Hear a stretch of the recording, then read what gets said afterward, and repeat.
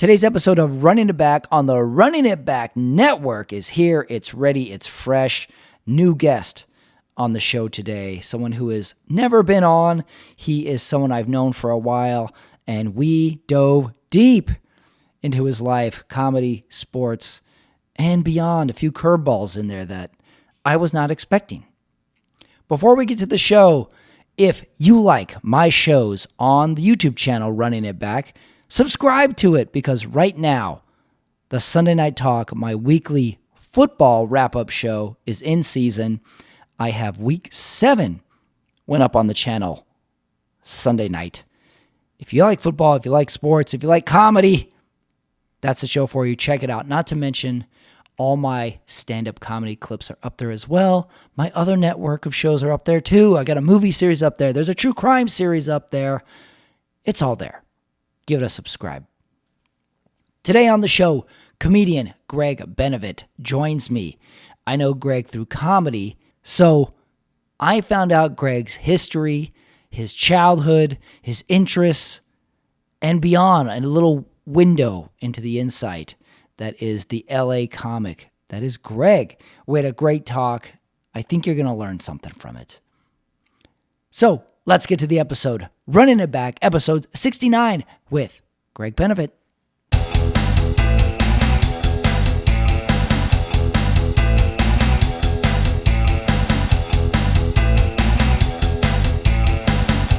All right, joining me on Running It Back this week is Greg Benevent. He's a comedian, but as I found out, he's so much more.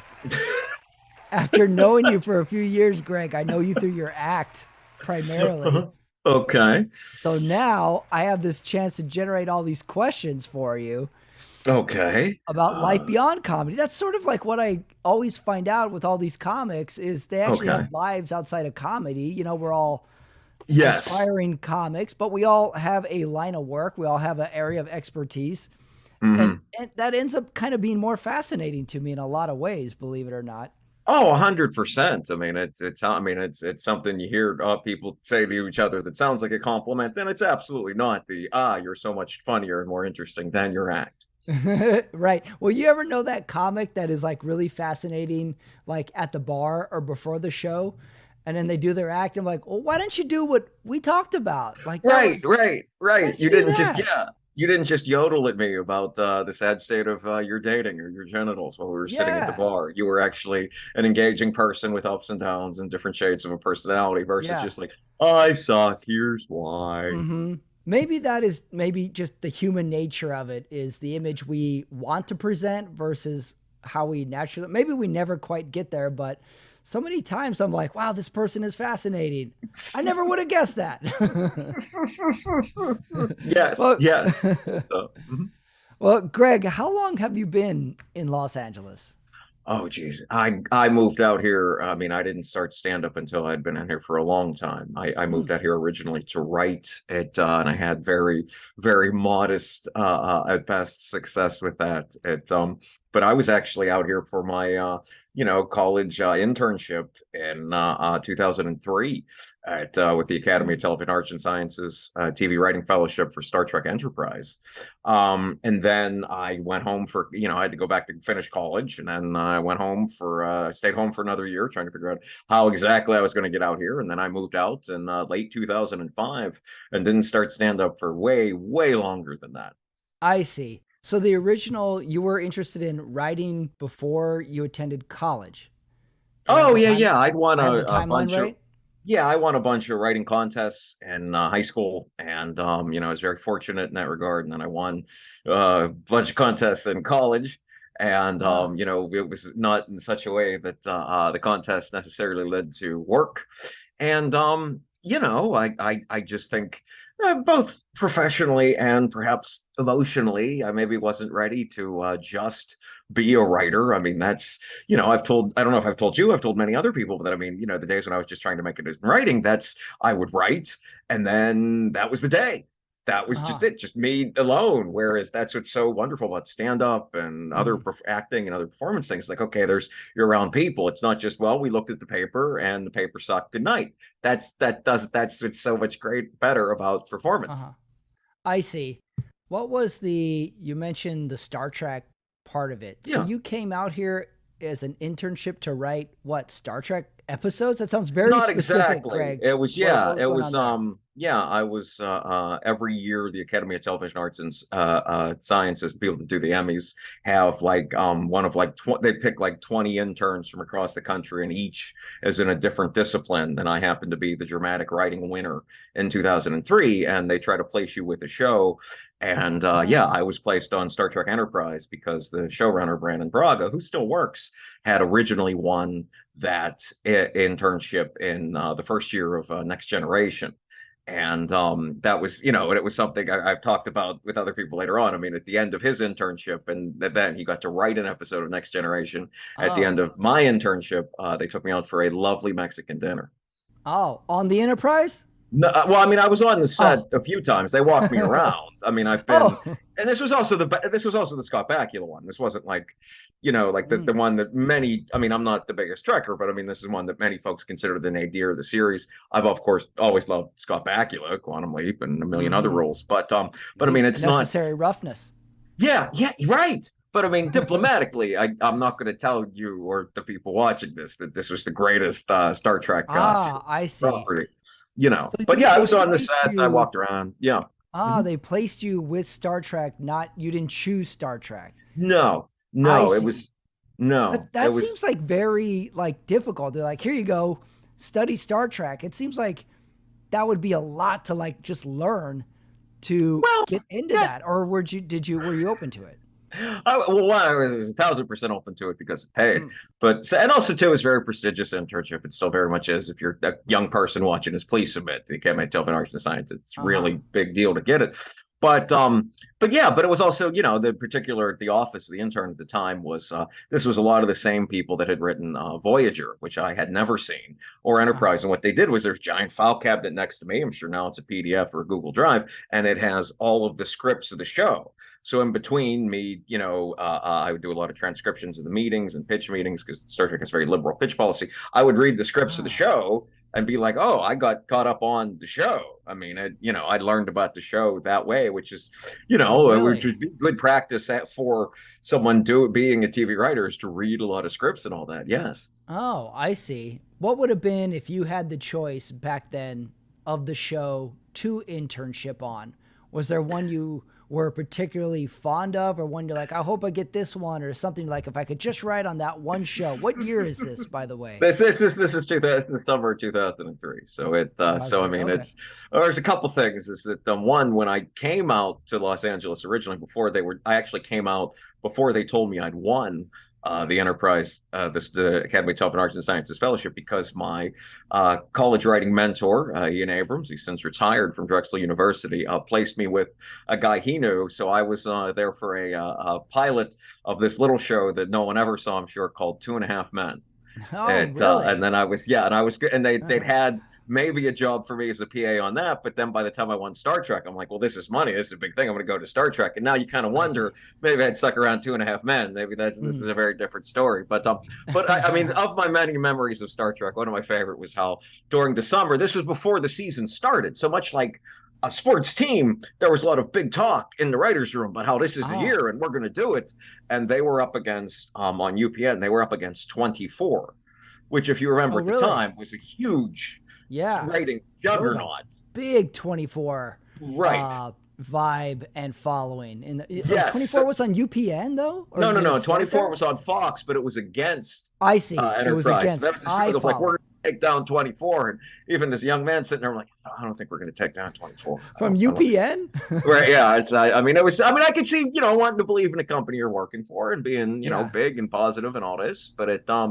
But yeah, but that, so I mean, of the shows at the time, I mean, obviously 24 or something like that. But I don't know. I mean, yeah, I'm not sure if there's a good answer to that question. Because I want to say like Serenity came on around that time, but that only Mm, lasted for a year because there weren't things like NFX or a Netflix or yeah. somewhere where there's shows that have like a niche audience can go and find their audience. I mean, something like Enterprise now might have been a big success on, like, if there'd been a Paramount Plus at that time, I like, see. Yeah, I don't know if young people today will ever know the discovery of a show that is buried on cable. You Right. know, like that we Right. had the UPNs, we had the WBs back in the Hmm. day, and you would be like, "What the hell is Sister Sister?" You're like, "Who watches this show?" Well, somebody must watch it. What's Sweet Valley High? What is Oh this man, how did show? I find the secret diary of Desmond Pfeiffer? Yes, it's Yes, all these. yeah. I don't know if young people will know what like deep cable Oh was yeah, to us. You know, and there like was, and now. I'm a piggyback on that. There's also sometimes when you watch those things, there'd be that feeling of like you're watching something maybe you weren't necessarily supposed to see. Like Yeah. it's there was something almost not forbidden about it necessarily, but like Hmm. was this meant for like a large audience? Like Yeah. Is this for what's me? going on here? Right, Yeah. right, right. Well, take me way back, Greg. Where are you from? I'm Where does it all from start? Yeah, I'm from Western Pennsylvania, just north of Pittsburgh. My family, I was up till the first grade, lived on the north side of the town, which is Pittsburgh, which is very close to the city. And then when I was in the second grade, they moved me out to the suburbs at North Mm. Allegheny, which is called McCandless or Wexford, depending on who Uh-huh. you're talking to or what mailing code you're in. Oh, I see. And like as a young Greg Benevent, what were Mhm. you like? Because one of the things I've learned about you is this video game component to Yes, you, as where a you were child. as a child, you were heavy into video games and you were Yes. successful at it. What was a Mhm. young Greg Benevent like? Just, I mean, well, for one thing, like I didn't have the words for like anxiety. Like as in that What time, do you we didn't mean you didn't have necessarily. the words? What's that Well, mean? I mean, we didn't have the words. As in, like, I didn't know I was anxious. I didn't know I had anxiety. Oh, really? You Yeah, had anxiety as yeah, a yeah, I child? did. But what I thought was, man, I just as an only child, I just really love video games. I mean, I'm really good at this. Oh, There was a feeling like it wasn't like I can look back and be like, oh, I see. I was nervous about talking to other people, and this was something that was calming that I could do that was still active. uh-huh. Whereas at the time, I just thought like, wow, this is this great true love thing. I mean, it's I loved video games. I mean, it's easy to say now I was obsessed. Addicted is maybe a strong word. I'm not sure how we Mm. diagnose that necessarily, but I very well might have been. But yeah, I was so into video games as a child. I eventually did quit sometime around the original Final Fantasy VII was I think the Oh. last thing I beat the whole way through. But I do still watch. People play video games on YouTube now. I Yeah. watch them sometimes before I go to bed. But part of me has wondered, what if that had existed when I was a child? Maybe this goes an entirely different path, and I'm Yeah. an entirely different kind of shut in. Yeah, I think you and I maybe are of that generation where video games were looked upon as a waste of time, or Yes. what would this lead to? We know now Mm-hmm. that it can be something, but I think we Mm-hmm. were like our generation. I mean, I don't know how old you are, but Mm-hmm. I think our generation of Nintendo, Super Nintendo, Nintendo 64, all that stuff into PC gaming Mm-hmm. was like there was a little hint of it because there was video Yes. game magazines, we had video Oh, game yes. stores, you could Mm-hmm. rent video games. You know, there was like a little kindling that this Mm-hmm. could be an industry Yes. for the next generation of it. So when you Oh, discovered yeah. video games, was it met with apprehension? Did your parents see it as something, oh, here's something he's at least into and fascinated by? Like Uh, what was it like?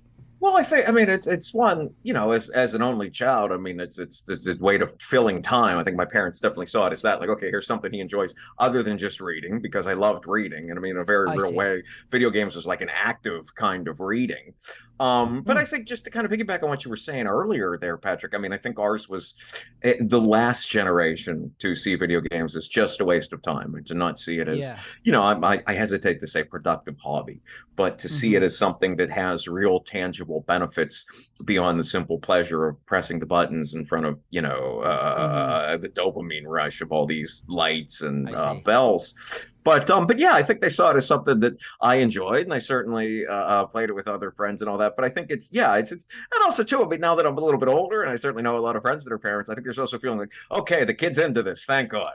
Like we'll get them Ah, into yeah, I other see. stuff too. I Yeah. certainly my parents tried to get me into every sport they could, and I didn't. Hmm. It didn't take until I was just about a teenager, but I resisted it quite a bit, sports quite a bit as a young child, but I did Uh-huh. eventually find my way to them. But yeah, as a yeah, I was the video games were I can safely say an obsession for Yeah. a lot of my life, Yeah. early life.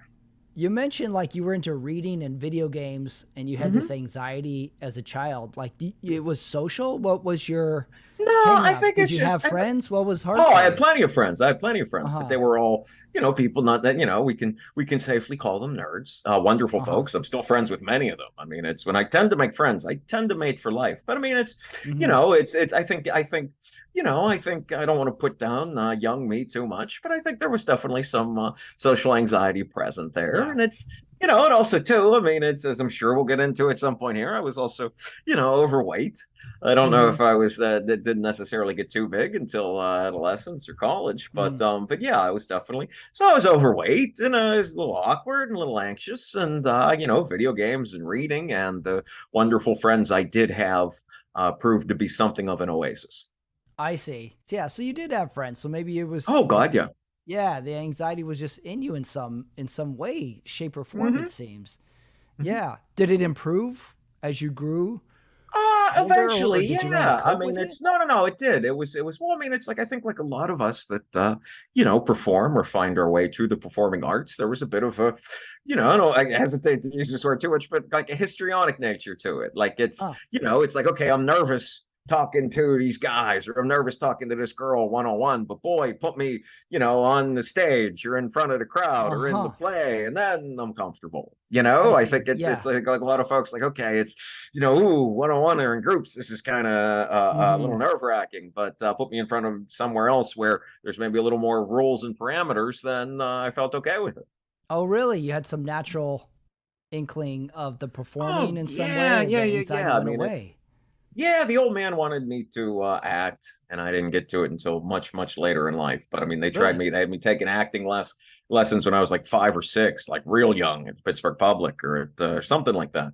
But yeah, and I would do the school plays and all that kind of thing. But but I mean, but again, there was also a feeling of like, well, I could never make a real career at this, but I can't. But I won so many writing awards. It's like, okay, we'll Ah. do that, and not realizing that part of why I always felt so unfulfilled and unhappy about that was that I was missing the performance aspect of things as well.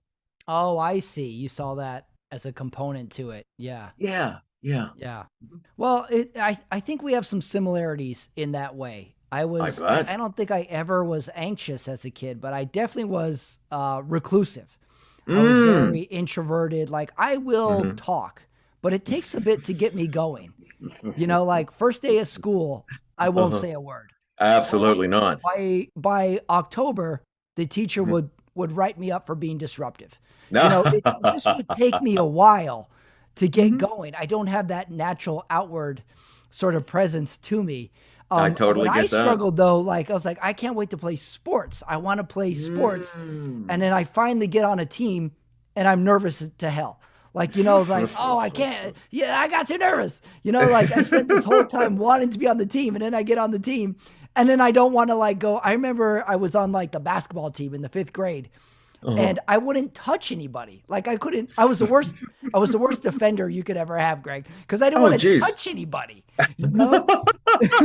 Well, you were tall then, right? I mean, you'd hit the. I mean, for those of you who only see us sitting down, Patrick is taller than me. Had you A hit a little growth bit. spurt by then in the fifth grade? No, I was an average height kid all the Mhm. time. I wasn't tall, I wasn't short. But I remember I was on like the YMCA team and we were girls and Mm. boys. We had girls and boys on Okay. the team. Oh And wow. the coach told me, "All right, you go take out this one girl. You're going in for the girl." So I go in, but Oh I was okay. afraid to talk to her because she was a girl. And I wouldn't like touch her on the shoulder. And the coach was like, Uh-huh. "What are you doing?" You go You're in, she standing comes out. alongside this girl. Yeah, we So had now have too yeah, many people on the court. This is we a had too many people foul. on the court. I was afraid to talk to her. Like I had this inkling to do something, but then I would Right. get there and then I would fold.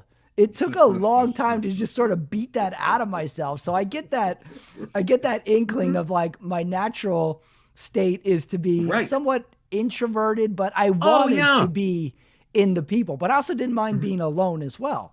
You Right. know? Oh yes. No, no, Yeah. no. That's one of the things. I mean, you look back on things. Nothing is all good and nothing is all bad. And something I can Hmm. say I did learn from the times of, my video game obsessions and all that is I really did get comfortable being alone, not Yeah. lonely, but cultivating a sense of Yeah. aloneness that I could get be that. I get that productive too. and Hmm. helpful and fulfilling.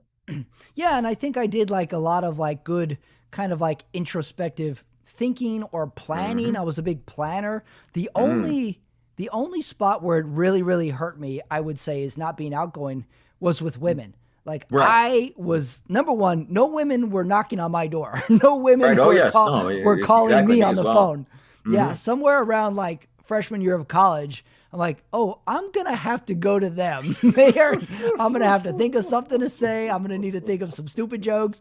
I'll ask them There out, you and when go. they say no, have a line prepared afterwards. Don't There you sit there with go. egg on your face. You know, I was a very late bloomer in that Uh-huh. sense. Hmm. So, did you feel being introverted hurt you in any way? I mean, it to the extent that I was aware of it, I assume so. I mean, it's also I mean, just trying to think back to how I felt at the time. I mean, I'm not sure I necessarily think of myself as like, I'm an introvert, but rather like, okay, I feel kind of shy. I feel kind of nervous. I'm looking for an opportunity to, I guess, yeah. You know what? I'll say yes because it felt like for there was always this feeling like for someone to like me, I had, whether it was a woman or even just a guy, there had to be this Hmm. feeling of like this time that I could impress. Like whether Yeah. that was on stage or whether that was performing or whether that was even video games or whether even just, a neat conversation or something like that. It always felt like and incorrectly, as I realize now, that there was that feeling of like, I have to do something above and beyond so as Yeah. to be worthy of this, which is a terribly toxic belief. Please do not have that. Yeah. It's the opposite of all of that, you are worthy kind of stuff that you hear today. Yeah. I remember as a kid, I switched schools somewhere around fifth or sixth grade, Oh, and geez. I Okay. and I was like a shy kid. And Mhm. like a few months in, I complained to my mom, like, I don't like this school. The kids aren't nice. Like, no one wants to make friends with me. And as much shit as I talk about my mom, this Mhm. is this is an interesting lesson into my Yeah. mom's psyche. She goes, no one wants to make friends with you, huh? And I go, they don't, mom. The kids are mean at this school. And she goes, well, what are you doing to make friends with them? I'm like, what? Nothing. I'm I'm sitting there. I'm there the whole time. I just sit there, mom. I got a trapper keeper. I'm there with my football cards. No one talks to me. Like, well, why don't you go do something? And it really hit me that, like, oh, you have to go to them at some Mhm. point. So I take that as an interesting lesson from an introvert that you have to step out of your comfort zone sometimes Yes. and risk the embarrassment of it. And for like the introvert or someone who's like that, I mean, that's such a barrier Oh, because you're yeah. like, I can stay home and I can be just as content. Well, I mean, a couple things. One, I mean, I think that's it's the time to step out of your comfort zone is when you kind of what you just talked about is when you're sitting home and you're not just as content. When you Hmm. don't feel I that see. contentment, that's when it's time to go out. And also, the one thing, boy, I wish someone had told me about getting outside of the comfort zone when I was younger. It's like, yes, you got to get out of the comfort zone, but it is an incremental process. Do Yeah, it good in point. increments. That's because you can go outside of the comfort zone and be way out and to the point where like it's a rubber band. It snaps back. I'm not going out Yeah. that far again in that case, but it really is a gradual process of just okay, we're out of the comfort zone a little bit and now we're going back and now we're going out a little bit further and now we're Hmm. coming back. That's Yeah. those steps out of the comfort zone versus like I'm leaping off this building out of the comfort zone. Like Right. no, that is Right. I that knew is kids in high school disastrous. and college that were like, where's the party? I don't care where it is. We're going. Let's find someone. Let's call them. Let's get a map. Let's find it. I'm like, you guys want to go to this party so bad. For me, it would be like, oh, it's here. Okay, I'll go. Oh, we don't know. All right, screw it. Let's stay Right, home. right. Oh But yeah. yeah, we're like, okay, somewhere in between here is where Hmm. I am. So I just remember kids being very different and be like, how are you guys like this? It just was beyond me that someone could be different. It's just I think how we are as a young person. I think it's maybe a little bit more intrinsic for males as well. Mm, I don't think okay. we're yeah, I think we're okay with not being super social in Oh, that that could regard. be. In knowing It like, what are my friends up to? What are you guys doing? What are you doing tonight? I didn't have a lot of male friends that were like that. mm, But I had a lot of friends who were women who were like, they're calling everybody Friday night. They're talking with it. They're friends with everybody. I just didn't find that as natural in male. Just more so speaking for myself, but okay. maybe that's part of it too. That could be. I mean, it's now I'm trying to remember. I mean, I feel like more or less there was something to do with my friends most of those nights, even if it was like, okay, we're just going to sit in someone's basement and watch movies or Yeah. play a video game or something. But I mean, Hmm. like there was mostly something. I mean, I remember, there'd be like group skate at the local ice rink Yes. eventually. But I mean, but it would be, very suburban 90s things. Hmm. But yeah, so I think it's there. I mean, I don't know about that one. If there was more, I don't know. I do remember feeling a pressure to like, okay, it's Friday or Saturday. I have to do something. Like it's Yes. like get Hmm. out, like it's that Yeah. Yeah. but even if there was a I speech and definitely said debate that. tournament the next morning, like something, Uh-huh. but yeah, just to get out and do something. Yeah. Well, I want to go back to the weight gain thing because Sure. this is something I only know you as Skinny Greg who wears Right. tank tops and has Yes. deltoids. Yes, So now. Yeah, that's I yeah, was that's the debating only which Greg I I know. sweated through the gray tank top, which is why I was a couple minutes late to this. So that's why you're getting the black one audience. You need to turn into tank top comedian Greg Benevent. I've tried that a few times. I've Oh, tried that a few really? times. There are people that really don't like it, and there are people that do. I imagine on a long enough timeline that I'm going to do more and more of this just because I'm that insecure. So I think Mm, eventually we will have more of the black tank yeah. top when I perform. No, I mean it was I was always kind of overweight. Yeah. And then some point in high As a school and kid? college. Yes, yes. Hmm. I mean just because my family very Italian family. Benevento is an island off the coast of Italy. And, so we would, any old man, we'd have, pasta at least once every 3 days. We'd have Oh, I pizza see. once a weekend. There was never, I mean, it's like, there was never really a feeling of like eating for health. Hmm. So we were always I mean, we kind of overweight. And then, my father had a quintuple bypass when I was a sophomore in high school. And that's Really? and that's where things started to change because it's, we looked at a bunch of old pictures and, we didn't realize like, oh, we were overweight at the time. Like we didn't know. We just thought, I mean, because we're a very close family. I'm an only child and so we didn't know anything about that, but we didn't realize how much we were eating. And I want to say my weight, so my weight continued to gradually grow. And I want to say sometime in college, I hit around 300. I mean, that's where I kind of Wow. keep it at. I mean, the way I remember it, and memory is treachery, all that. I remember seeing the scale start to go up to hit above 299 and then like I leapt off of it like when you see the action movies and the guy like jumps from the Uh-huh. explosion like that was sort of how I saw it. There wasn't a lot of jumping because I was at least 299 pounds but yeah it's so I do tend to think of my weight as starting from there. I've done so many different things to lose weight and I finally found something that works for me that sticks. It Hmm. and now it's but also by that same token I'm never going back. Like I'm at Yeah. this for the rest of my life, no matter I what. see. But Yeah. it's because it's because I mean, unfortunately, my heart attack did claim my father, just as it did his father, my Hmm. grandfather. So I mean, for this Yeah. to not be my midlife crisis, being on this podcast with you, Patrick, I'm Yes. going kind of to maintain this. Mhm. So that was a dramatic event that happened to you in high school. Your dad had Yes. surgery, Yeah, he and had then a you started. well, a heart attack and then a quintuple bypass, which is I like I guess see. double bypass is like two, Yeah. veins or whatever, three. So this was five. So Oh my that's, God. even though quintuple was a word until that day. So I mean, it's, Yeah. so that then after that he got into cycling. He'd Hmm. never like he'd always Yeah. enjoyed sailing, which is not, which is a sport in the most quotation mark sense of it. I mean, it's not no one's Yeah. burning a lot of calories sailing, but he got into cycling, he got into mountain biking. He really Oh. loved that.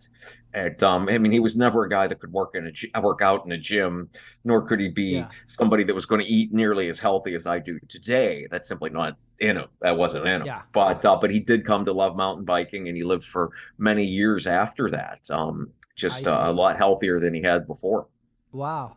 And then you mentioned all the different strategies that you took in trying to lose weight. Like what finally Yes. worked for you?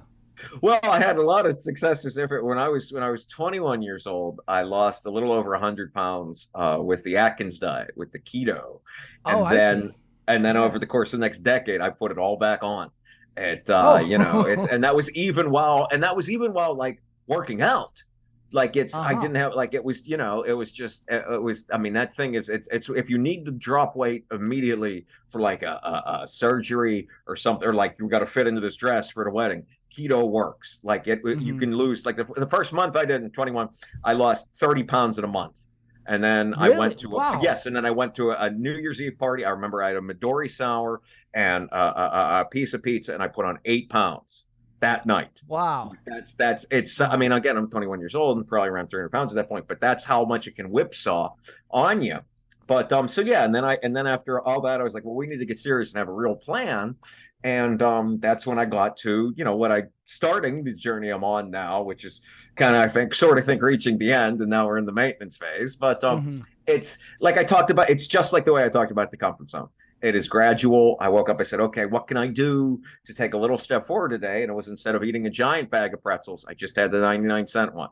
Instead of having Okay. fried chicken, can we have some, chicken pieces? And then it just gradually, Yeah. keep coming and coming. And then, I lost 120 pounds that way in about 15 months.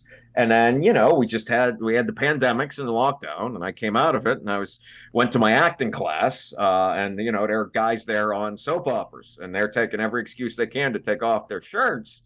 And Uh-huh. that's when I got into calorie counting, which is where how I got to today, and I lost the last 40 pounds. So I weigh, whenever I weigh myself now, which is not often, I'm anywhere between 151 to 162 pounds. Hmm. I've had my body fat measured, whatever. I'm anywhere between 16 and 13% body fat now. Hmm. At so yeah, I mean, what I do is far more extreme than I ever would have thought possible, but I still feel Yeah. content, and I'm able to work and do Yeah. comedy and acting and everything else and work out. But yeah, but it took a lot of gradual steps to get here. Yeah, it sounds like it. It almost sounds like you have like this analytical approach to it now has Oh been your yeah. most successful. And that makes sense for you, Greg. Like you're very analytical minded, you're writing, you're playing video Mhm. games. It seems like that would be the analytical way to go, counting the calories, finding what is the most contributing to the weight gain, cutting it in Mhm. half, just very by the book. I think that makes sense.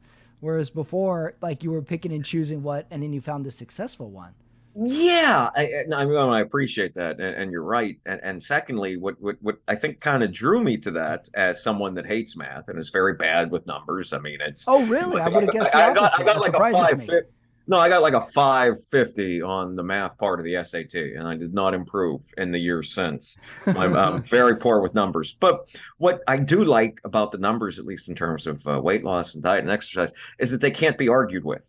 Like, it's like if you keep Interesting. to a certain calorie amount, you're going to lose weight no matter what. You just Mm-hmm. are. It's not like, well, this other thing happened and then there was something. No, that's just the sheer, I always use this word, brutality of the Mm-hmm. numbers.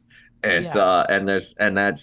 That's also why when I was 300 pounds and dropping it, I would weigh myself after every meal, because that way I Really? could keep track of it throughout the day. That would be, Oh, geez. so Uh-huh. okay, well, I gained weight after that. That's okay. They tell you not to do that, but that was for a Yeah. lot of valid reasons. But that's not what worked for me. So I I had to, see. go off the path of it and find something that did. Yeah. Yeah. I never thought of it this way, but you brought something up, and I almost liken it to sports. Like weight loss or working out or getting in shape is very much a meritocracy. The Yeah, calories go in. Okay, what did you expend? This is why mhm, you're net positive. This is why you're net negative. What was the right. score at the end of the game? You thought you played well. Well, what was the score? That will Hmm. tell us. You As are well. what your record says you are, as Parcells used to Yeah, say. Yes, yeah. that's exact. Yeah, it's I and always I again, always like the NFL insider that says, "Yeah, this team is 1-5, but all their losses are one score or less." Yeah, that's why they're 1-5 because they stink. right, They lose right, those because games. they can't pull it out at the end. Yes, and that's Right. and just, I mean, think about that, Patrick. How easy that is to extrapolate over to weight gain and weight loss. Hmm. Well, we just went 200 calories over each night this week. I mean, it's Hmm. we were right there each Yeah. night. And then, yeah, and you gain 2 pounds. I mean, Hmm. and look, this again, only lose weight if you feel like you got it. It's a health reason kind of thing. I mean, this is, Yeah. I not, I mean, just, I don't want anyone to listen to this and go, oh my God, I went 200 calories over my thing. No, you're not. You're great. Like, but Hmm. just in terms of this, the hard, cold nature of the numbers here, while it can be brutal and mean, it can also be a comfort because it gives you a Mhm. goal, a tangible goal, a real Yeah. goal that you can shoot for. Yeah, I see. Well, Greg, it's not like me to bring it back around to sports. Okay. But what's we talk about sports a little bit. You talked about being raised hmm in Pittsburgh.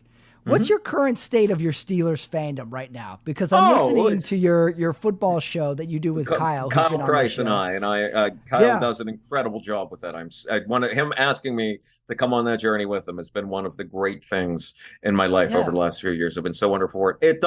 I mean, my family, we are the obsessed of the obsessed. I mean, there's been a member of my family Really? at every Steelers game since 1973. With some exceptions. I think mainly the day my dog passed away, November 12th, 2005. Charlie Batch started from Steel Valley High, first time a Pittsburgh-born quarterback started for the Steelers. I mean, this particular team, I'm old. For me, this feels like the '90s again. This is Oh, is it's sort of it's like the late '90s in particular. Is Kenny going to be yeah. Cordell or Tommy Maddox, or is this Kent Graham? That's It right. I mean, he very well could. It's hard. It's there's no. I can never until many years dismiss of mediocrity or poor play dismiss Kenny simply because he has so many fourth quarter comebacks already. I mean, it's I was of the many people that I've been exposed to through doing the podcast with Kyle. I was listening to someone named Alan Saunders, who's a local Pittsburgh podcaster, who pointed out that like Hmm. the highest percentage of fourth quarter comebacks in NFL history is Brady at 52%. But like Kenny so far in his career, if he were eligible, is already at 64%. And that's so much Really? higher than it was. But and that's his point is that that's why you can't even begin to dismiss him in now Wow. So you're yet pro. next You're time. still on the Kenny Pickett Oh God, yeah. side right now. It's I've seen too much of this team. It's how many of the and the truth is, and I say this all the time on my sports podcast, and I'll say it here, with all the analytical stats we have now, I'll use the line from one of my favorite movies, The Man Who Wasn't There. Sometimes the more you see, the less you know. And Ah, so the more I look at this, I don't know, is the offensive struggles the team has had, yeah. how much of them are Kenny, how much of them are Matt Canada, how much of them are this offensive line that despite putting real significant resources into it, has not at the time Patrick and I are recording this, going into week 6, the sixth game for the Steelers, Right. how much of it is a part of that as well. Yeah. And I mean, this type of offensive play cannot continue for this team to be even a contender to make the playoffs, much less an actual contender. But as of right now, I mean, it's hard for me not to be too optimistic just looking at the rest of the state of the league as well. And Yeah, yeah. All right, optimism. I like that. I like that. And we're right, getting into the heart of the season. You're right with the yes, analytics. Like somewhere, 10 years ago, we learned that we could dissect everything upon everything. But yes, what still exists is the eye test. Like yes. Oh, yes, absolutely. like yeah, like when you watch the Chargers like go for it on 4th and 2 or something, and they run the ball, and they're like, "Well, the analytics say that is the play to run." They're like, yeah, but they haven't run the ball well all game. I got eyes. I know they can't run the ball here. I mean, the ultimate was the Marshawn Lynch give the ball to Marshawn Lynch in the Super Bowl that one Right. year. Mhm. When you Yes. go like, why didn't they? I can't believe they didn't hand it off. And you're like, right, but it was second down. There was hmm time. Like the hmm Patriots are probably expecting that. Maybe yes, maybe no. We all become the ultimate expert post. Like this is my most pet peeve announcer move, is when it's like 3rd and 2, and the team runs the ball, they don't get it, and the announcer goes, "I don't like the call." Like yeah, because you know what happened. You having the benefit of living in the future does come in real handy with I don't this. like the call. I mean, the best I've read about it, and I think I mentioned it once on our podcast, and I wish I know who said it because it was just some fan, but there was some stat about how just on a graph of all the team's offenses, and somebody says, seriously, can someone explain to me how the Steelers are 3-2? And there are all kinds of people quoting all kinds of stats, and finally somebody said in the middle of this Twitter thread, because you nerds don't realize that football isn't played on a spreadsheet. Yeah.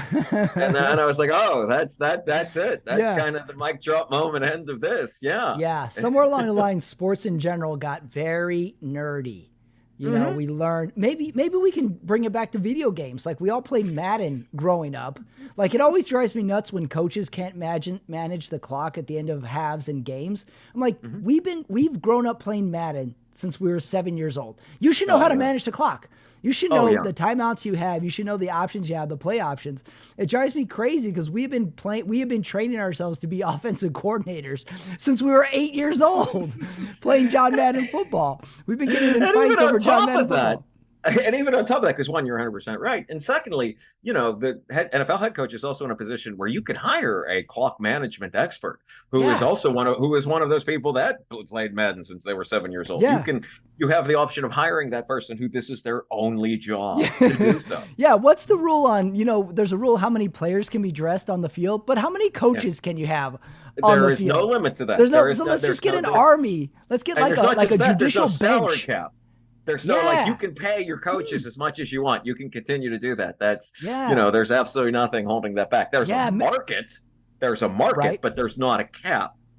I Hmm. see. Yeah, maybe like a judicial bench, like by the Yeah. concussion tent, and those coaches could just sit there, and then Hmm. the head coach could just like give them a little radio question, and they could go like this or they go But there like are this. people, but teams do have clock management experts, and they do have all kinds of offensive assistants. And there's a guy whose Hmm. job is, hey, just look at the clock. I mean, that's, Yeah. and I've heard, and I would never want to hear it because it sounds like something, nightmarish from like one of the lower levels of Dante's Inferno. But they say that when the coach is on the headset during a football game, that is a non-stop conversation.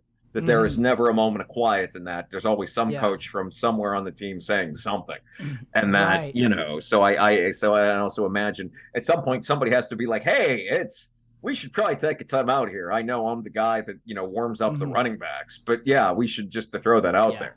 That's Mhm. true. That's true. What goes on in the head coach's head, I can't imagine is anything beyond the fog of war on Oh any yeah, day in the game. Just like do this, do that. This player's how this much player, this. stimuli you're taking in and having to Yeah, process. I mean, that's as yeah. much a challenge as anything else. Yeah. Does your fandom go beyond the Steelers? Are you Pittsburgh Oh everything, God, or yeah. is I've football been your to main no, one? no. I mean football just because I was at the games, but Pittsburgh, everything. I mean, I've been at three Stanley Cup parades. I'm very fortunate to have been to Mm, those. I mean, it's of. I mean, I wasn't alive in the 70s. I'm not that old, so I'll hmm. never see the best Steelers teams, but I have with the Penguins. I mean, I've seen Ah, of yes. the of what the four of the top 20 players of all time. I've seen four of them and probably three of the top 10 in my lifetime between Oh, Lemieux, okay. Yager, and So Sidney it Crosby. expands, not just I mean, football. oh yeah, I mean, I was at, yeah, I mean, and I mean, and the Pirates, which is it's usually a disaster. I mean, it's the way I explain it to Mm. people is that like, the one I remember, I was in elementary school. The last time when they had a winning season, and the next time they'd had a winning season, I'd paid off my Jeep. It was the Ah, most consecutive losing seasons by a sports team in professional sports in North American history from 1992 through 2013. mm. Wow, That was yeah. So I mean, it's that's a timeline. it's yeah. So so I mean, baseball is I mean I've likened being a Pirates fan to, and I know people who've done this who have relatives that have addiction problems. So I mean, it's very much the same way. Like I've been like, the Pirates lost by 20 to the Brewers again. Okay, it's the same feeling as like, my brother got drunk and hit a cop car. Like it's that same kind of like grim fatalism about whatever next encompassing failure is. I see. Mhm. It's But they do yeah. seem to be. I mean, allegedly this is the next batch of prospects. They took a 12 game or 14 game or whatever it is improvement from next year. Maybe these are the guys that eventually going to have the next winning team. We'll see with the Mm. Buccos. I don't know. Who's your guy? Who's your sports hero? Did you have someone as a kid or growing up? You're like that was your main favorite Not athlete.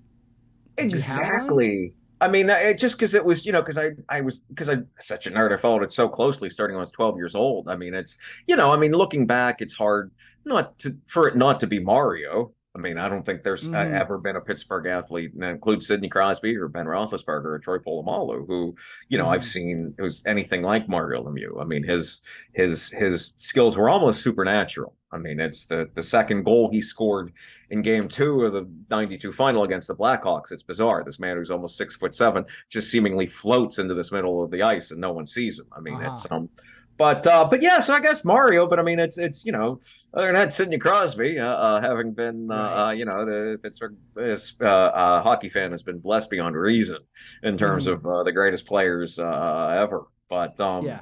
But yeah, I mean, I think it's just having been to so many games, I never had like just one guy. I don't think it was ever particularly like that.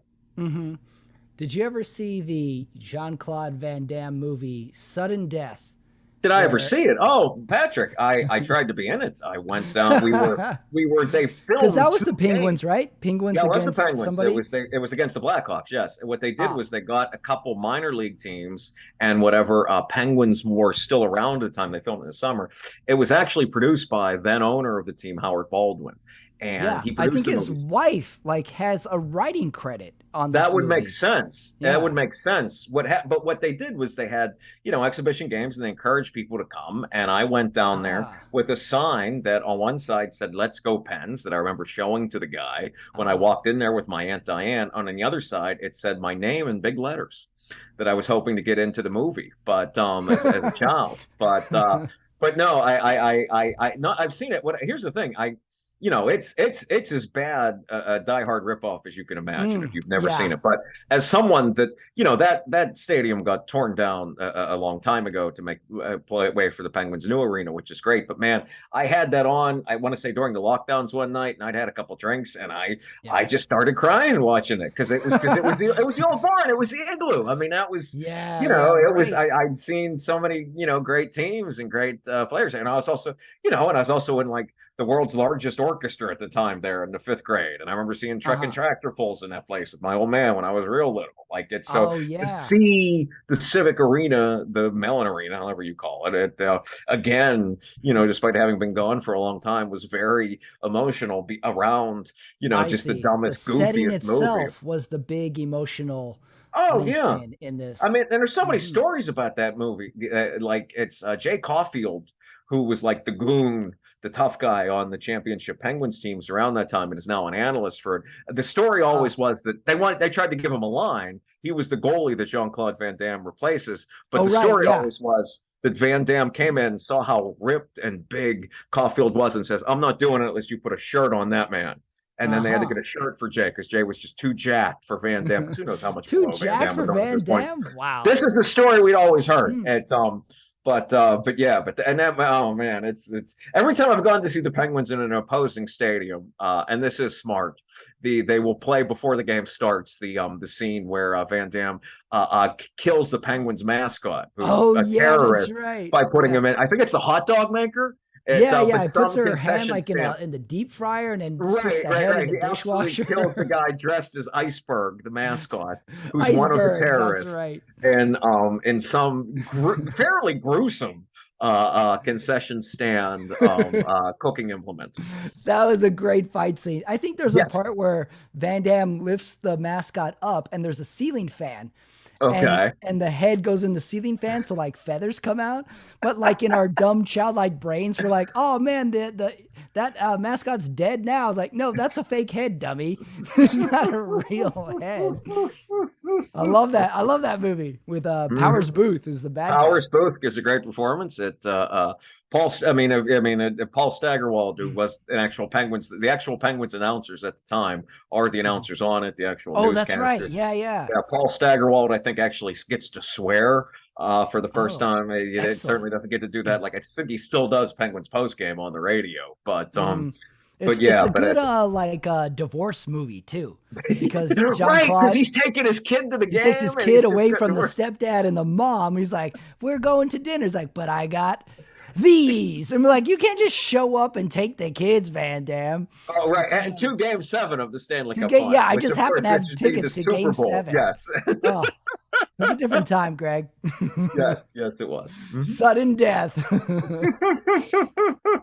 I forget what happened, how it like gets resolved in the end. I know Van Damme gets the Yeah, bomb, well, but he I at forget some point how he does it. they walks him out towards like the big scoreboard hanging thing at the Oh melon yeah. which like the roof could open, but barely and not that Mm. much. And this was one of the few Oh. times they ever opened it.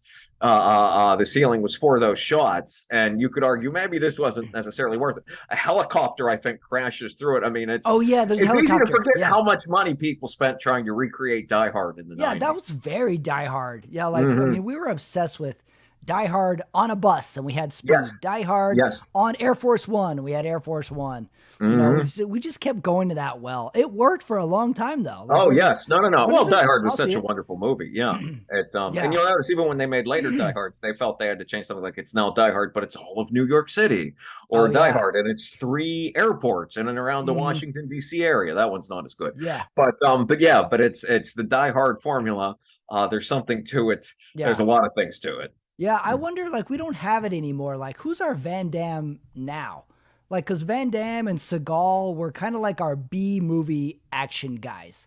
You know, we Well, a had lot of the Arnold guys and you have now Stallone are are guys you and I A. don't see. I mean, like Maybe Scott you're right. Adkins doesn't get, he doesn't open a multiplex anymore. I mean, these movies have gone entirely to streaming. But like, Yeah. I think there's Yeah, a lot maybe of that's guys that, why. yeah, and I think there are guys like this. But I mean, also you and I are a little bit older too. So I mean, it's not That's true. necessarily the same kind of thing. Hmm. But yeah, guys. I mean, I've certainly heard enough people say Scott Adkins is the action star of this generation, and I think that's probably true. Not that I've seen a lot of the man's movies at Yeah. all. Yeah. I'd be for a sudden death remake because I mean Mhm. the genius of it is that they were like real teams. You know, like Yes. they're the Blackhawks and the Penguins are like real, like you felt like that could really, really happen. You know, like I love Any Given Sunday, but like those Mhm. aren't real teams. So, you know, like you have to like step into that world and Oh accept yeah, that like, okay, this is real, but not in my reality. So it yeah. is a departure. I think that's what Sudden Death got right. Somehow the NHL was okay with them using the Penguins and the Oh, Blackhawks. the NHL has always been okay But with please give us money. The NHL of the four mhm, leagues, the NHL is the we one need that's most another dependent Sudden upon Death. ticket revenue. And Yeah. well, I mean, I'm trying to think because if I remember correctly, isn't it Major like League. Major League the had a real vice team. president is at the game, right? Isn't Oh, that that's the right. big The vice president MacGuffin? goes in. Good Yeah, wrinkle. and it's which again you're not seeing today unless the vice president, I mean, it's Mm-mm. like if the Sharks or the Kings get to the final, Kamala is not showing up. Maybe I she'd don't show think up for so. Game 7, but that's they'd be hard to believe. But I meant like it's Right. yeah. So I think you'd have to find some other reason, like why these terrorists care about this game. Hockey. You know, yeah. I mean, it's I'm trying to think. I don't know. Maybe if the Super Bowl's at like the RCA Dome or Oh, something, yeah, like or yeah. no, not whatever it's called now, Lucas Oil Stadium, but some Oh, yeah. enclosed Hmm. space at something to that effect. Like, Yeah, yeah. Add Die Hard in a sporting event. I think that's a great idea. I think there should be more of those. Like, I'd be fine with just let's just pump out 3 of those a year. And if they're good, they're good. If they're bad, they're bad. I don't care. But I want to see stadium hijinks going on and mascots and scoreboards, fireworks. It's just I just think that it we seems could like it'd be do that cheaper to right. do now than it might have been then. I mean, you can save a Hmm. few bucks, you make a Yeah. profit. Yeah. I mean, Greg, get your pen out. You're a writer. Let's get on this. SoFi Stadium, Taylor Swift, LA Ram, something's there, Greg. Something's there. I mean, you got me. I mean, I can see terrorists take over the Taylor Swift concert. I mean, that seems that Oh, I that's can't good. imagine someone hasn't pitched that already. That That's seems good. like Yeah, too yeah. much of a slam dunk. I would vote for my bad guy. I would vote Jesse Eisenberg. That guy's creepy. Oh yeah. I'm creeped out by that guy all the time. So I put him as my bad guy. Well, I mean, I think it's also. I mean, it's also, and there also aren't as many guys like Powers Booth was. I mean, there's Yeah. the reason that you still see all those memes of him saying "well, bye" from Tombstone isn't just because it's like a tough cold guy line. It's because that's Powers Booth. I mean, the man. Yeah. Very few people played villains as Yeah. effortlessly as He he did went for it. I think he in thinks his that very movie is great about career. him. He's like, I'm gonna put Which is not spiders in your incorrect. mouth. I'm like, But God see, damn. but that's the other part of I think the Die Hard paradigm that everyone gets right is that it's Yeah. that the best of them get right is that it's about the villain as much as the hero, and Yeah. that's the only reason Alan Rickman has all those scenes is because Bruce Willis couldn't be there for that much shooting in Die Hmm. Hard because of moonlighting and other obligations. So that's how you got these like all-time villain turns, and that's what I think the best of these movies get right. Yeah. Like you mentioned, Hopper and Speed, or even Powers Booth and Sudden Death. Like Hmm. every minute you're spending with Powers Booth being menacing in a luxury box at the Civic Arena, you're not spending with Yeah. Jean-Claude Van Damme trying to like tell people that there's a plot going on. Yeah. Absolutely. And like once you've watched the movie like 10 times, at some point you start rooting for the villain. I'm like, hey, maybe Powers Booth will pull this off. Maybe Hans Gruber, like he's got a computer guy. He's got a Oh yeah, he's got this whole team, right, right, right, yeah, right, right. Yes. like he could steal the money. Like that's a victimless crime. He could take the bear bonds. Let him win. Like, you start rooting for the bad guy in it. Well, Greg, I Yes. like to cap off every interview with Okay. the Rotten Tomatoes head-to-head game. Now, Uh-oh. this Okay. is not just a game, Greg. This game is Oh. themed to you. Oh, geez. Now, there's a few ways you can score points here. Number Uh-oh. one, I'm going to read you the description of a movie. And when you Okay. think you know it, you yell it out and you can get a point that way. Okay. And then we will put the two movies together and you have to Mm. guess which one has the higher critics Rotten Tomatoes score. Okay. It's Got all right. I three didn't know three you matchups quiz that for you. too. Okay. And the theme for you, Greg, Mhm. is video game movies and getting jacked. Oh, geez. Oh, geez. So you Okay. got a dual Wow. theme going I here. was So gonna say that's yes. They're two things that are usually in opposition, but you're yes, very they right. come together. Right. That's why you're I so see that. interesting, Greg. It's Is you got come video here. Yes. games and muscles and tank tops. Oh, geez. What would be your sport if you were to pick a pro sport? What would you want to play? What would you think you'd be? Oh, when I did get to adolescence, even though I was overweight, I was a roller hockey goalie. I mean, I always Oh, is great. that right? I played with a lot of the Huh. same nerds I played video games with growing up, and then Oh. we all hit adolescence, and they mercifully became defensemen and forwards, and we would play Ah, roller hockey. So is that it'd right? definitely be hockey goalie. Yeah. So you Mhm. could have stood in for Van Damme maybe when he turns into the hockey goalie. I mean, Maybe you I could had have good, like been a goalie. I had good reflexes, but like as I realized years later, like me and my best friend used to have all these arguments because I would blow leads late in games, and we would talk about, my mental health and that like I couldn't stand the pressure. And now looking back, it's like, oh, I was just overweight and tired. Like it had nothing to do with like I wasn't mentally prepared. I was just exhausted because I was Yeah, too my big. my heart was strained. Right. Yes. It wasn't like, oh, the pressure of this roller hockey game's too much. Like Hmm. mhm. All right, well here we go, Greg. This is round number one. Video games and Okay. getting jacked is your theme. Sure. Here's the Okay. description of the first movie. Yell it out when you know it. An evil dictator captures relief workers and holds them for ransom. An international strike force is assembled to rescue them. Street Fighter. From 1994, the movie is Street Fighter, Greg. Yeah, Wow, yeah, hot start. it took me a second. Yeah. Van Damme. We got Van Damme in this one. Okay. Yes, we do. Yeah. Written by the same guy who wrote Die Hard, if you believe it, actually, Stephen D'Souza. Oh, is that right? Yes, yes, it is. Interesting. He's I since saw this talked one in about it the at great length. yeah. It's not his best decision. I saw it in the theaters. I remember a bunch of buddies went to go see it. This was a big deal, Street Fighter. Raul Julia did it as like Oh yeah. for his kids because he was dying at the time. I mean, it's actually a very tragic Right. but moving story in retrospect. Mhm. It's worth seeing for his performance. It really is. Yeah, another good villain. Good villain Mhm. casting. Yes, yes. All right, your next movie. Inspired by the most successful interactive video game character in history, a beautiful and brainy heroine fearlessly crisscrosses the globe in an attempt to save the world. Ooh, Greg does not know it. Wait, Right off wait. the top of The his most head. interactive crisscrosses. Tomb Raider. From 2001, the movie is Tomb Raider. Oh, Wow. okay. It was only Wow. because the part going across the crisscrossing across the globe. I'm like, who the hell? I'm like, that's not Carmen Sandiego's not saving the world. Yeah. Interesting. Yeah, you dug for that one, but you got it. hmm You hmm got it. All right. So you got the movie descriptions, but Street Fighter versus Tomb Raider. Which one do you think has the higher Rotten Tomatoes score? I mean, just because nerds are hateful people, Street Fighter again, I think is the movie with the greater rewatchability, just because you get to see Raul Julia, a genuinely gifted actor, in his final Mhm. Don't role, which forget is a Kylie gift return. Minogue in that movie But too. that's right, Kylie Minogue, yes, and Jean-Claude Van Damme on allegedly just an almost inhuman amount of cocaine.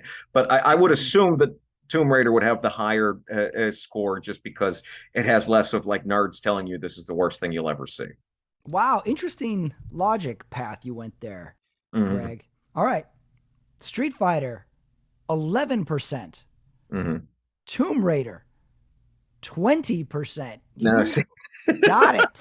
it's a shame I know so much about these hateful nerds. Yes. It's, Yeah, you got to speak nerd. All right, you're off to a very, very hot start. So let's uh-oh. continue. Okay. Round number 2. Here's your description. A high school student unwittingly hacks into a military supercomputer while searching for new video games. The student hacker leads the supercomputer to activate the nation's nuclear arsenal War response. games. From 1983, the movie is War Games. You got I it. had to wait to make sure it wasn't one of like three other things with the high school hacker, but yes. Oh, It's, yeah, that's true. Yeah, this was it's a, early hacker yeah, movie, that's 83. yes, really, yeah, really early. Like it's, you're gonna go from Pong to controlling the nuclear arsenal. Yeah, and like at some point in this movie, we see like a huge room full of computers. Like computers were huge, Hmm. like Yes. Oh, physically yeah. huge.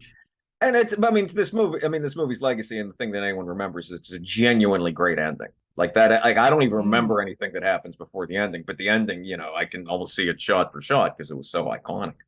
Hmm. yeah, yeah. Like if you watch this movie, I almost would think Matthew Broderick would be something very different than what he became as an actor.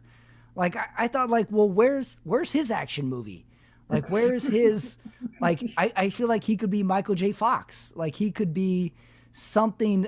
Maybe his choices were different. He wanted to do different stuff, but like, this is the coolest Matthew Broderick has ever been Yes. to I me. think a couple things. I Is in think War one, Games. he always appreciated like, serious acting and all that, Mm-hmm. and like, I mean, I remember seeing him in a product. I had a video VHS tape of, Master Harold and the Boys, and he was in Mm-hmm. that, which is like a very serious play. But I also think, Yeah, Ferris Bueller's Day Off was such a zeitgeist yeah. capturing movie that, Mm-hmm. I mean, that was, that put him in a whole other level of stardom that I think that people Yeah. were trying to recapture at their money for a long time. Mm-hmm. Yeah. Yeah. If I were to like to redo his career, if I was his agent, like, yeah, I would have put him up for different stuff. I would have pointed him in a different direction just because he's cool in this movie. He's 80s Yes, cool. he Like is. it's not cheesy. His clothes aren't cheesy. His hair isn't No. cheesy. Like it's like that guy could walk down the street today. Sorry, I went on a tangent there. No, no, no, it's fine. All right, next movie. Mhm. A Greek king leads his badly outnumbered warriors against a massive army. Oh, 300, 300. From 2006, the movie is 300. That's right. They were It, jacked, Greg. oh, they were. I mean, they went They through an almost inhuman were kind jacked. of workout routine. That's early parts for it from The Wire. Dominic, I forget his name. He plays Mm. the villainous Greek. But Oh yeah, yeah, no, that guy was scary. yes, he was. Yes, he was, and he's a wonderful actor. Mm-hmm. But yeah, so yeah, it's now which of the so you're gonna ask me which of those has the highest percentage? Now, yes, that Ooh, is the question. Also, do you that's a think good one. 300 started CrossFit? I want to say that was around the time, and maybe we can blame 300 for this. It's not impossible. I think Mm-hmm. CrossFit. I think part of the appeal of CrossFit was that like it was almost, like your buddy down the street like franchised a gym. Like Yeah. it really made it like it made gym class for adults cool. I think Oh that yeah, was that's sort of what. true. That's true. So, It but I felt mean, like I they never were tied it to making up 300 the. before, but you might be right. That's not a bad point. Yeah, we had 300. We had CrossFit. We had Mm, camera phones at this mm, time. Also, it felt like everybody was making up the workouts as they went along. yes, Like you'd see yes. people Sunday morning running around the block. You're like, what are you guys doing? Um, Which of those is higher? Man, that's a tough one. I mean, War Games versus 300. my, You're you know batting what? I mean, perfectly right War now. Games is the better movie with the better legacy, but I'm going to go say that 300 has a higher score just because it's a more recent movie. You have younger people online actually rating these things, at you know, more recognizable people that you see today. So that's a very good question, and I'm not confident of this at all. But I'll say that 300 does. Gonna go 300. All right. The Hmm. scores are War Games Hmm. 94%, Oh, geez, I didn't know it was going to be that high. Mhm. 300 61. I didn't give the Interesting. nerds enough credit. I did not give the nerds enough credit, Yeah. and I deserved that L there. I deserved Greg that loss. deserves the L. That's what we can learn. I had that coming. Mhm. I'll take the, yeah, maybe, that could be your high school yearbook. I'll take the L there. All right, last round, Greg. You've only missed Sure. one. That's very good. Hmm. I think we've only had one perfect score ever Oh wow. on this show, and we have had a zero. You know who got none of them right? Who's that? Christina Marie Leonard. Oh, geez, I'm She got surprised. Christina none knows, right. and Christina knows a lot of movies. I mean, she really Yeah, does. I'm genuinely surprised to hear that, Patrick. Uh, she got a zero. Wow. All right, next movie. Hmm. Hmm. A young boy looks forward to his summer vacation, hoping to shed pounds at a summer camp in a fun way. He and the campers are shocked to learn the camp is now run by a fitness Heavyweights. fanatic. From 1995, Heavyweights is the movie. I We're actually back in tried to there. submit. They filmed some of that in Western PA. I tried to submit myself for it, and Oh, really? yeah, You want to be one of the that kids? yeah, it's to be one of the kids at the time. Yes, they filmed some of that in Western PA. Man. It is this movie also is worth seeing because it's the first time that I watched something and I realized, man, Ben Stiller is incredible.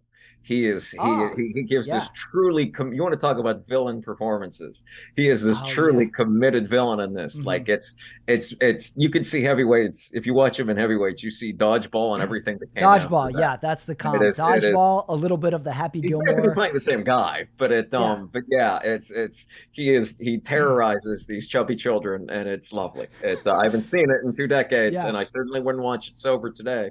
It was a good But era of the he's fitness truly guru, committed. too. Hmm. Like, Yes, remember the Tony Robbins that would come on late night TV? and I think that's just it. But at the time, we saw these people as villains and not aspirational features, Right. that figures. Yeah. That's why, we have Ben Stiller as this character, who buys the gym from Jerry Stiller. By the way, that's the Oh, yeah, straight that's on. right. Yeah, Jerry Stiller's the Yes, old. and but yes, Hmm. I've that's. But always you, said this about Ben Mhm, Stiller.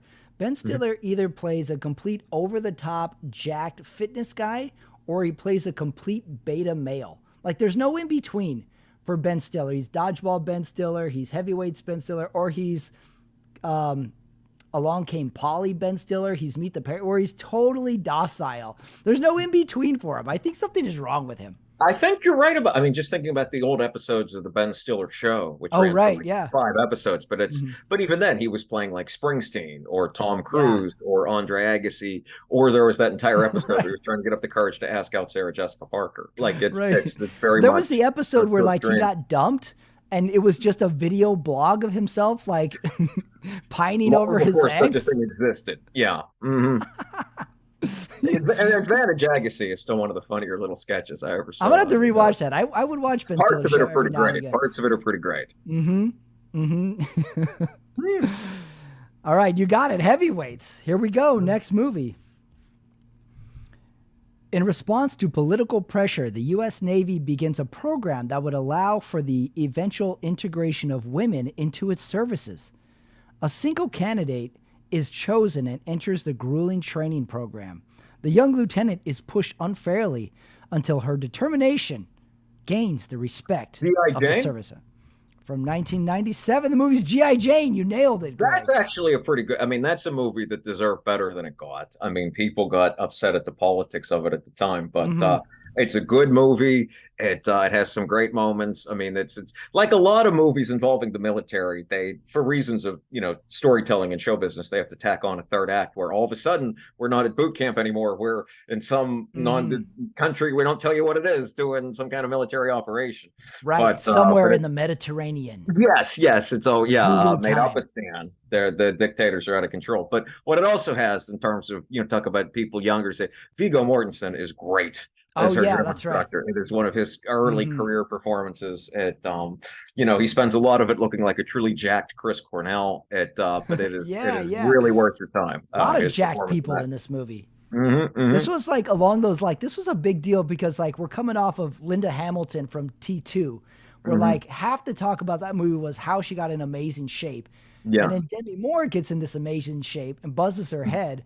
Like Hmm. this was a big, big deal. Oh, it's a Like Ridley Scott film. the I mean, lead it's up to it's it. it's Ridley Scott too. it's a real movie. I mean, it's if you've only ever heard it as like a meme or something, it really is worth your time. It's a Right. good story. You'd like the people. That's a movie worth seeing. Mm-hmm. All right. That gives us our final matchup, Greg.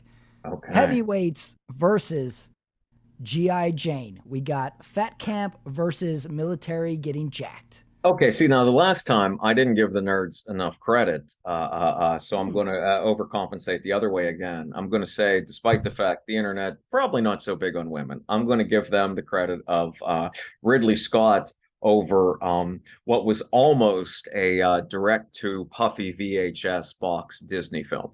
So I'll say that Oh, G.I. yeah. Jane is. I'll go with G.I. Jane as the higher rating, and I will cross my fingers out of frame as I do so. Okay. The results heavyweights 38%, G.I. Jane 53%. Okay. So that's see, Wow. if I just believed in the nerds a little bit more, I would have come out of this perfect. So that's One there away you from the go. perfect score. That is I'm very, I'm very pleased. admirable. I am Very pleased. ad- You Mhm. nailed all the movie descriptions. It was that one that tripped you up. What was? Oh, the War Games one. Yeah, somehow you shot very low on War Games, and the Yeah, well, critics love it. I thought there would be, but see, that's just it. The more, if you take nothing else from this, give people credit, it's move forward in your life with positivity. Yes. That's what we learned, everybody. Is you can get jacked and still be into video games. Well, no, not anymore. Not anymore. I Oh, watch them just on into. TV. I haven't played in decades, but yes. Oh, hmm. Hmm. Real quick before we go, what was your game? I mean, I always loved the Final Fantasy RPG games, but I Hmm. mean, I was in Nintendo Power Magazine for Super Mario Kart, so I was very good at Oh, the you're a racing Mario games. Kart I guy. was very much into those. Yes. People love that video game. Oh yeah, and I did too. I mean, but again, it's like we talked about with numbers. I mean, you're racing time, you're racing your Ah, previous best. There was something to that. But as person likes stories, and they came to video games out of reading. My favorites were always the RPGs, the story games. But yeah, as someone that played Mario Kart racing games were what I was best known for. well, Greg Benevent, he's a comic. He's in shape. He's a former video game champion. Mhm. And as we find out, you almost aced the Rotten Tomatoes movie game. Excellent. Good. That Hmm. was Cool. excellent. Thank you, Greg, for being here. I'll see you Thank soon. you. I'm so glad to be here. It's good seeing you, Patrick. That's it. That's the episode. That's Greg Benevent, comedian, video game expert, weight loss guy. And he's getting jacked, everybody. Go to his Instagram. The guy is put on some muscle. Don't take my word for it. Go check it out. Steelers fan as well. I bet he's feeling pretty good right now. Hey, don't forget, if you're new to the YouTube channel, please subscribe to it because all my content is on there. My stand-up clips, my movie series of YouTube shows, not to mention the Sunday Night Talk comes out weekly, where I wrap up the football Sunday and beyond. If you listen to it already, you know my state of mind. If you haven't already, go check it out. Find out why I am the way I am. Hey, I want to thank Greg Benevent for joining me on the show today. That was a great interview. There's more coming up too, everyone. So keep it in mind and subscribe to it. Thank everybody for me, Patrick Ramirez, for Greg Benevent. I will see you next time.